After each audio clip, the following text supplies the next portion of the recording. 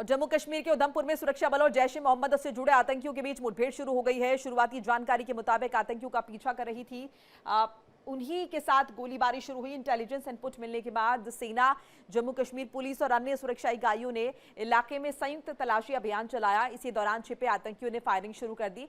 इसके बाद ऑपरेशन को एनकाउंटर में बदल दिया गया। सूत्रों के मुताबिक 2 जैश आतंकियों के इलाके में फंसे होने की आशंका है और पूरे क्षेत्र को घेर लिया गया है। अतिरिक्त बल भी मौके पर भेजे गए हैं।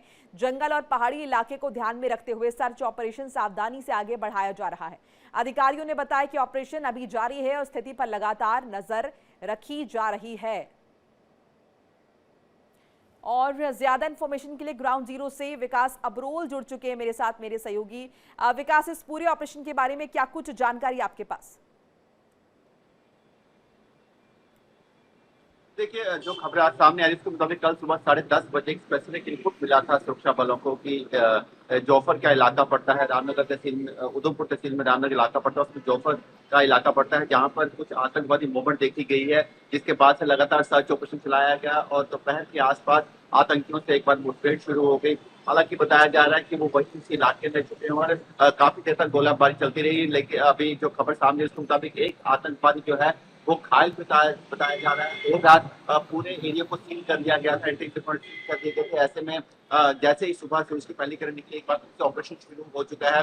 हालांकि रुक रुक के अभी भी गोलाबारी वहां पर जारी है। बताया जा रहा है 2 जैश के आतंकवादी हो सकते हैं। आपको बता दूं, इसी इलाके में कुछ समय पहले एक आतंकवादी मारा गया था, यही बताया जा रहा था सूत्रों के हवाले से। 3 का ग्रुप था जिसमें से एक को कुछ समय पहले सुरक्षा बलों ने मार दिया।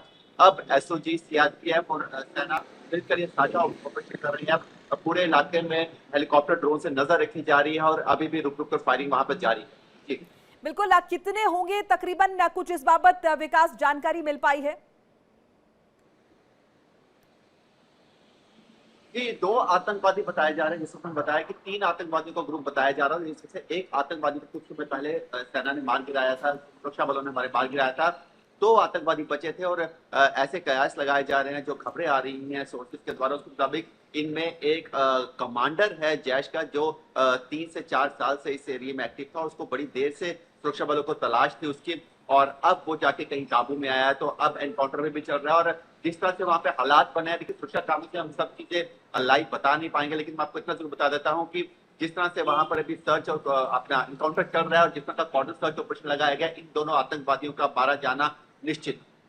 बिल्कुल। इसके साथ साथ विकास, ये भी समझना चाहेंगे कि आसपास के लोगों को किसी तरह की गाइडलाइंस यहां पर दी गई हैं, क्योंकि जिस तरह से हम लगातार देख रहे हैं घुसपैठ की कोशिशें हो रही हैं और उसके बाद घुसपैठ हो भी रही है, तो जाहिर है कहीं ना कहीं इसके पीछे जो लोग होंगे, कुछ ना कुछ जरूर होंगे जिस तरह की मदद या फिर सूचनाएं जो है वो बाहर पहुंचा रहे होंगे।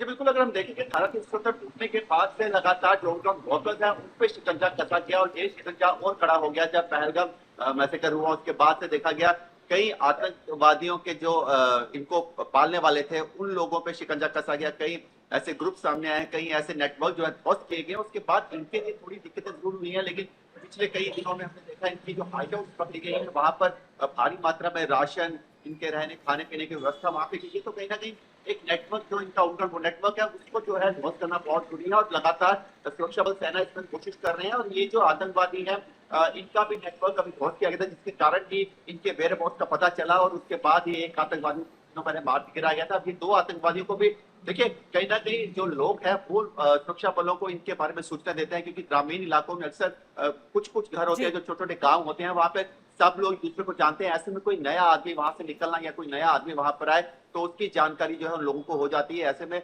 वही जानकारी जो है सुरक्षा बलों के पास पहुंची, जिस कारण ये आतंकवादी अब घेरे गए। चलिए, बहुत बहुत शुक्रिया विकास अब्रोल, आपका तमाम बातचीत जानकारी साझा